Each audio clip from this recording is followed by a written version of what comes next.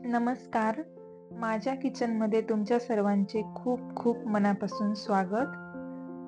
जर तुम्ही इडली, डोसा, उत्तप्पा, पोहे, आप्पे इत्यादी ब्रेकफास्ट खाऊन कंटाळले असाल, तर ही आजची रेसिपी खास तुमच्यासाठी. चला तर वेळ न घालवता दुधी भोपळ्याच्या पराठ्याच्या रेसिपीला सुरुवात करूया. तर इथे मी एक मिक्सरचं भांडं घेतलं आहे. त्यात 4 ते 5 हिरव्या मिरच्या घालून घेऊया. त्यात सोबत 3 ते 4 लसणाच्या पाकळ्या आणि अद्रकचा बारीक तुकडा, थोडीशी कोथिंबीर, हाफ टेबल स्पून ओवा, हाफ टेबल स्पून जिरा. हे सर्व मिक्सरला वाटून घेऊया. तर हे वाटण आपण थोड्या वेळासाठी साईडला ठेवून देऊया. तर इथे मी एका प्लेटमध्ये दुधी भोपळा घेतला आहे. त्यावरची आपण साल काढून घेऊया.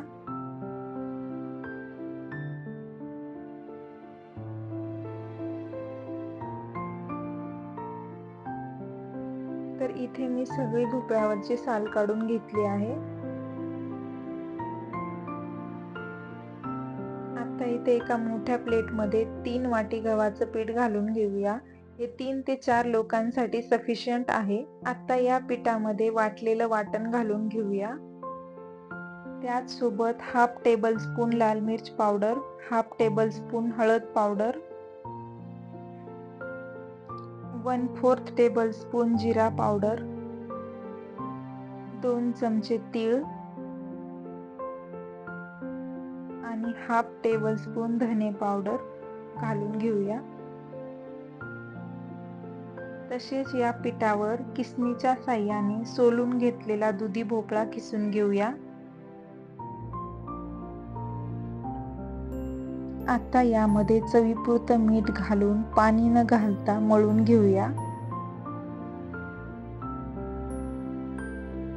तर इथे तुम्ही बघू शकता मी पाणी न घालता हे पीठ मळलेलं आहे.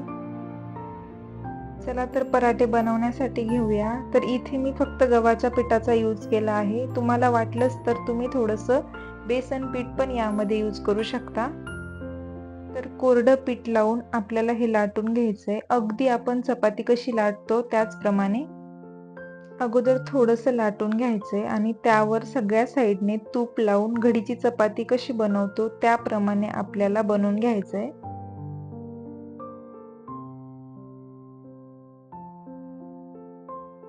अशा प्रकारे आपल्याला घडी घालून घ्यायची आहे. यामुळे काय होईल ना, जे आपले पराठे बनतील ते व्यवस्थित असे मऊ लुसलुशीत बनतील. तर या पिठापासून तुम्ही पुऱ्या सुद्धा बनवू शकता. पुऱ्या पण अगदी छान बनून तयार होतील. चला तर इथे आपण आता पराठा लाटून घेऊया. तर अशा प्रकारे आपल्याला पराठा लाटून घ्यायचा आहे. जास्त पातळही नाही किंवा जास्त जाडही नाही. पराठा आपल्याला असा मीडियम ठेवायचा आहे. तर इथे मी मुलाच्या डब्यासाठी पराठा बनवत आहे. त्यामुळे वेगवेगळ्या शेपमध्ये कट करून घेते. त्यामुळे कसं ना मुलं अशा आवडीने खातात. तुम्ही पण असं नक्की ट्राय करून बघा. मुलं आवडीने खातील. तर इथे मी एका प्लेटचा वापर केलेला आहे. तुम्ही तुमच्यानुसार वेगवेगळे शेप देऊ शकता. तर इथे आपला पराठा बनवून रेडी आहे. तर इथे तवा असा छान गरम झाला आहे. त्यावर आपण तूप घालून घेऊया आणि त्यानंतर आपण तूप गरम झालं की पराठा टाकून देऊया.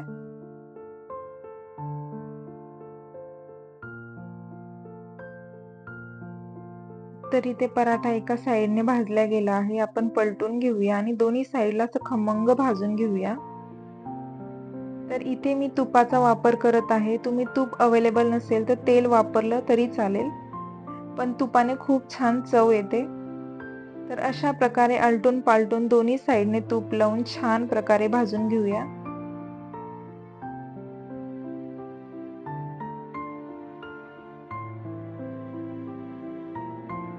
तर इथे बघू शकता आपला पराठा बनून रेडी आहे. दिसतानाच पराठा हा मऊ लुसलुशीत आणि टेस्टी दिसत आहे. तर इथे आपण एका सर्विंग प्लेटमध्ये काढून घेऊया. तर अशाच प्रकारे आपण बाकीचे पराठे पण बनवून घेऊया. तर दुधी भोपळा आपल्या शरीरासाठी खूप फायदेशीर आहे. जसे की दुधी भोपळ्यामध्ये आयर्न, कॅल्शियम, मॅग्नेशियम, फोलेट या घटकांचा समावेश होतो. त्याचसोबत त्याच्यामध्ये हाय फायबर कंटेंट पण असतं. त्यामुळेच त्याला कॅलरी फ्रेंडली पण म्हटलं जातं. तसेच ज्या लोकांमध्ये व्हिटॅमिन बी, व्हिटॅमिन सीची डिफिशियन्सी असते, त्या लोकांनी तर दुधी भोपळ्याचा समावेश आपल्या डाएटमध्ये नक्की करावा.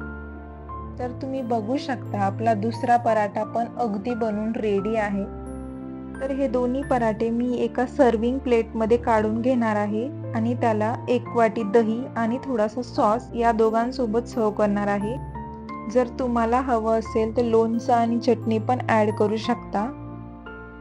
तर तुम्ही इथे बघू शकता पराठा किती छान बनवून रेडी आहे. जर तुम्ही माझ्या चॅनलवर नवीन असाल तर प्लीज सबस्क्राईब करायला विसरू नका. जर ही रेसिपी तुम्हाला आवडली असेल तर प्लीज व्हिडिओला लाईक करा, कमेंट करा. तर व्हिडिओ पाहिल्यामुळे तुमच्या सर्वांचे खूप खूप आभार.